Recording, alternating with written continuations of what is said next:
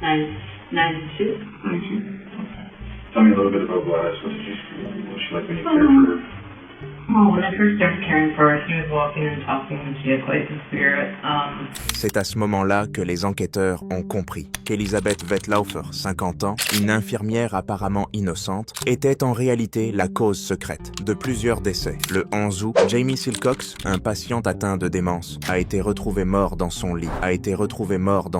L'autopsie n'ayant rien révélé. Sa mort a été attribuée à des causes naturelles. Mais au fil des années suivantes, cette même maison de retraite a vu mourir, l'un après l'autre, plusieurs patients, dans des circonstances exactement identiques. Pendant 8 ans, la cause est restée un mystère complet, aussi bien pour la police que pour les médecins, jusqu'en septembre 2016, lorsque Elisabeth Wettlaufer s'est livrée d'elle-même pour révéler l'horrible vérité derrière ces morts mystérieuses. Liz s'est présentée dans une clinique psychiatrique, qui a immédiatement contacté la police. Quelques heures plus tard, Liz a été amenée dans la salle d'interrogatoire. So I just want to go through, like I said, a couple formalities, cover a few little things off. If you wish to speak to a lawyer at any time, we can make it happen whenever you like. L'interrogatoire commence par la lecture des droits de Liz. Liz a le droit à un avocat et le droit de garder le silence. Cependant, il semble peu probable qu'elle fasse usage de l'un ou l'autre de ses droits, car l'enquêteur lui pose quelques questions pour apprendre à la connaître. Back at Meadow Park, what was your addiction? And how much were you using? I was a binge user, so I would use what I could get a hold of. I was stealing it from the patient. Liz travaillait comme aide-soignante dans une maison de retraite et avait accès à tous les médicaments de ses patients. Pendant des années, Liz avait volé un médicament appelé hydromorphone, un puissant analgésique similaire à la morphine, et l'utilisait en secret pour gérer son stress. Mais il s'avère que la dépendance n'était pas le seul trouble mental dont elle souffrait. So as far as your latest position at St. Elizabeth, Yeah. that was your last position as a RN, is that Yes, it correct? was. Okay. And you said you resigned from there? Yeah. Okay. What brought you to that? That doctor things get a little crazy. Okay. This is part that I haven't told the doctor. When my ex and I broke up in 2007, I was already taking the medication for my borderline personality disorder. And I was so angry.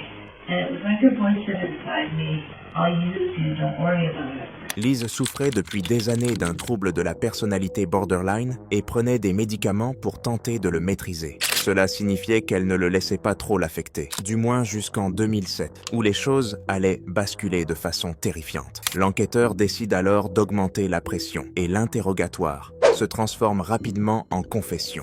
So Mr. Silcombe, it says here you were working a double shift from 3 till 7, right? 3 p.m. to 7 a.m. Okay, in Woodstock. Yes. Okay. And tell me about your knowledge of James and your daily interactions during your shift with him. I didn't see him every time. He wasn't always my patient. I just knew from what people had said that he would grab the nurse's breasts and buttocks, and he would say horribly inappropriate things about his wife. That now he was there, just would say the sort of things, and he did touch me inappropriately once. Jamie Silcox était un vétéran de 84 ans atteint de démence, pris en charge par Liz et son équipe. Mais un soir, les soins allèrent se transformer en carnage lorsque Liz fut envahie par la rage et prit une décision qui allait changer le cours de sa vie à jamais. About 9:30, I gave him a dose of 50 milligrams of insulin, not diabetic, and gave him an insulin shot. Throughout the night, he was yelling out, "I love you," and "I'm sorry." Not to me, but just you could hear him calling out in his room, and that's what he was calling out. And then at 3:30, the PSWs came to me and said that he was gone. Doctor came in and said that his cause of death went from an embolism due to his post-hip. He'd had to get surgery. Doctor ruled it embolism due to post-hip surgery. Une surdose d'insuline survient lorsqu'une personne prend plus d'insuline que nécessaire, que la personne soit diabétique ou non. Trop d'insuline fait chuter brutalement le taux de sucre dans le sang, ce qui peut entraîner des vertiges, une perte de conscience et bien sûr, la mort. Ce qui est encore plus préoccupant, c'est la difficulté à identifier l'insuline comme cause du décès. Et même dans les cas où elle est identifiée, il est très difficile de prouver que c'est bien une surdose d'insuline qui en est à l'origine. Ce n'était d'ailleurs même pas la première fois qu'elle tentait cela. En 2007, elle avait administré 2 autres doses excessives d'insuline, mais elle n'avait pas tué les patients. Mais bien que ce fût la première fois qu'elle réussissait, ce fut loin d'être la dernière. Maurice. I think she's pronounced Maurice's last name. Pronounced. Is it pronounced? Okay. He was another one who liked to grab breast analysis. Huh? He was sometimes a patient of mine. See, at that time, I didn't have a front floor that I worked on. I worked on all the different floors of the nurse, kind of filling in. So, one afternoon I was working with him and he did grab me. And, again, I got that feeling inside that this is his time to go. So I gave him an overdose of insulin after supper. And, I believe he died the next day. And what was his reaction to receiving this insulin? Again, it was just kind of like, oh, okay. I just said, the doctor wants you to have a vitamin shot. That's what I usually say. Liz avait désormais commencé à perfectionner sa méthode, disant à la victime qu'il s'agissait simplement d'une injection de vitamines et avait même laissé entrevoir un mobile. And again, I got that feeling inside that this is his time to go. Chaque fois qu'elle pensait à tuer quelqu'un, elle ressentait une sensation profonde et intense dans l'estomac, comme si Dieu voulait récupérer cette personne et que son heure était venue. And the different times that I have caused people's deaths, I caused them discomfort through the influence. I believe it was the influence of that voice or whatever it was. It wasn't a voice in my head, it was a voice in here. So, yeah, I just had a sense after my marriage broke up that God was going to use me for something. And then after a while I started to really wonder after some of the murders if it was God or if it was the devil fooling me. Did you feel like you were doing the right thing for these people? No. No. I felt like I was doing what I was supposed to do, but it wasn't what was right for them. Eh bien, les personnes atteintes de troubles borderline peuvent souvent manifester des comportements impulsifs et des schémas de pensée perturbés. Il est rare que des patients soient affectés comme Liz l'était. De nombreux patients atteints de troubles borderline peuvent vivre des épisodes, brefs ou prolongés, d'expériences étranges, comme entendre des voix ou se sentir poussé à se faire du mal ou à faire du mal aux autres. Mais il est extrêmement rare qu'ils passent à l'acte. Il est probable que son comportement soit davantage lié aux troubles de la personnalité antisociale dont elle a été diagnostiquée par la suite. Les personnes atteintes de ce trouble manifestent souvent un mépris profond pour la loi et les sentiments des autres. Elles ont aussi généralement plus de mal à contrôler leur colère et refusent de laisser quiconque faire obstacle à leur comportement imprudent. Aucun de ces deux troubles n'est à lui seul responsable du comportement de Liz. C'est probablement une combinaison des deux qui a planté l'idée dans son esprit, puis lui a permis de passer à l'acte avec peu de résistance. So Gladys, so let's take this to November 2011 at Crescent Care. It says here Gladys was a type 2 diabetic, had dementia. How old do you think Gladys was? 92. 92. Tell me a little bit about Gladys. Was she like when you cared for her? Well, when I first started caring for her, she was walking and talking, and she had quite the spirit. She would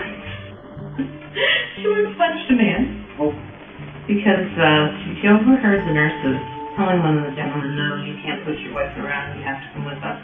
And she turned around and she said, "You can't see a woman like that." Boom! And hit the man. And hit the man. And then we're all in a state of trying to keep them from fighting with each other and trying to keep them from hurting us. Right. Yeah, she was very funky. But she went downhill fast. Did she? Eventually, she had dementia, didn't take her pills well, didn't eat well, very stubborn woman. And as always, one evening I just got that red surging feeling that she was going to be the one. And gave her insulin overdose. Did you ever get that feeling outside of work? No, never. No. Did you ever get that feeling going to work, knowing that something was going to happen at shift? No, we're talking to work. So, if I were to use the phrase spur of the moment, would it be something that you just have that feeling come on? Or? Yeah, I guess you could say spur of the moment, but it would, if you didn't start happening, focus on one patient, and then I would feel that red surging, which is what made me think it was God. Which I am so embarrassed. Like I said, I'm not here to judge you. I know. L'un des aspects qui est les plus étranges chez Liz, c'est la manière décontractée dont elle se comporte tout au long de sa confession. Non seulement elle est heureuse de raconter aux enquêteurs tous les détails dont elle se souvient concernant les meurtres, mais elle rit aussi et partage des anecdotes sur les victimes pendant tout l'entretien. Elle admet toutefois se sentir embarrassée d'avoir cru que ce sentiment venait de Dieu, ce qui montre qu'elle tient à préserver une certaine image d'elle-même, tout en n'éprouvant aucun remords envers ses victimes. Ce mode de pensée est caractéristique d'un sociopathe, mais aucun test de personnalité ou analyse psychologique n'a jamais confirmé cette hypothèse. September or October of 2007, Yeah, and then Helen was 2011. yeah. How did I remember a lot about it? She was very quiet, very determined, just seemed to be waiting to die. Again, I had that feeling that, this is the one. And, I made a bit of a fuss about her that night because she was very lucid. And we talked about how much she liked blueberry pie and ice cream. Okay. So on my break, I went to Walmart. I got a small blueberry pie and some ice cream and brought it to her. And she ate 3 or 4 bites. And then that night I overdosed her. I just said I had that feeling that it was her time to go. And What do you mean by that? Do you think she was the end of her life at that point? no, that she was the person to go. That was in your mind, in your stomach. Where was that feeling? In my chest area. After I did it, I got that laughter. When would you feel that laughter? Would you feel it right after you injected it, or once the person passed away? Both. En plus de la sensation dans son estomac avant le meurtre, Liz mentionne également avoir l'impression qu'un rire émane de sa poitrine. Cela survient aussi bien au moment où elle administre la dose qu'après avoir appris que la victime est morte. Cette sensation est probablement une forme exagérée de gratification, liée au fait qu'elle sait que sa tâche est accomplie. On pense que les psychopathes présentent une recherche de gratification très intense, et des études ont montré que les psychopathes réagissent beaucoup plus fortement à la gratification immédiate. C'est ce qui pousse les psychopathes à prendre des décisions plus impulsives, car ils accordent plus de valeur à la récompense que les personnes non atteintes. Et il est possible que cela se manifeste chez Liz de façon plus physique que d'habitude, provoquant cette sensation de rire presque euphorique. Just out of curiosity, how much insulin would it take to kill someone See, I that don't wasn't know. diabetic, or I don't know. you don't know that? No. You didn't know that as a nurse, that this amount? No, there is no set amount. Okay. And I'm just not, I Yeah. just don't know that answer. There is no set amount. Okay. Different people would react differently to different amounts, is that fair to say? Yes. It would obviously make a difference if they were diabetic or not diabetic. Yeah. You don't say a lot of negative things about Helen here. Did you get along with her okay? Did she ever do anything to harm you, or? No, she was very quiet. It was just, I got that feeling that she's next to her time to go. Liz n'avait aucun problème avec Helen et avait même fait un détour pour lui acheter son plat préféré avant de la tuer. Cela crée une dynamique étrange où elle semble ressentir une certaine forme de remords, à la fois avant et après le meurtre, mais passe quand même à l'acte sans hésitation. Mais bien sûr, la plus grande preuve de remords fut sa décision de se livrer d'elle-même. Une chose difficilement envisageable pour une personne neurotypique ayant peut-être commis 1 ou 2 crimes, mais pratiquement inédite dans le cas de tueurs en série ayant opéré pendant plusieurs années. Elle a déclaré qu'elle comprenait la différence entre le bien et le mal, et n'a jamais prétendu tirer du plaisir des meurtres, affirmant qu'elle se sentait horriblement mal après chacun d'eux, et avait même tenté de chercher de l'aide à plusieurs reprises. Imagine that, do you feel like weight off your shoulders? Yes. You've been carrying a burden for quite some time. And I tried to get help. Yeah, well, sometimes it takes a few attempts to finally commit to it, right? Yeah, I had a pastor that I told him to pray over me and told me to be fine. And that was God's grace. And then When was that? that was Halloween 2013. And you kind of told us what had happened to you to that point in your life, right? Yes. Yeah. Yeah. And where was that? That was here in town. Liz a ensuite avoué un total de 8 meurtres, ainsi que 6 tentatives supplémentaires, parfois espacées de seulement quelques jours. Elle s'était laissée aller à ses pulsions pendant 8 ans, tout en sachant que ce qu'elle faisait était mal et, franchement, répugnant. Il lui a fallu attendre 2016 pour enfin se rendre dans un institut de santé mentale et de traitement des addictions afin d'avouer et rédiger les 4 pages de déclaration dont le détective est en train de lire le contenu. Okay, we're gonna wrap things up, but here's what's gonna happen, Okay. okay? And part of this is gonna be up to you. What are your plans going forward from here? Going forward from here, I want to go home. Okay, I want to have a good night's sleep. okay, I want to spend Thanksgiving weekend with my family. okay. And I want to be available to the police at any time they need me.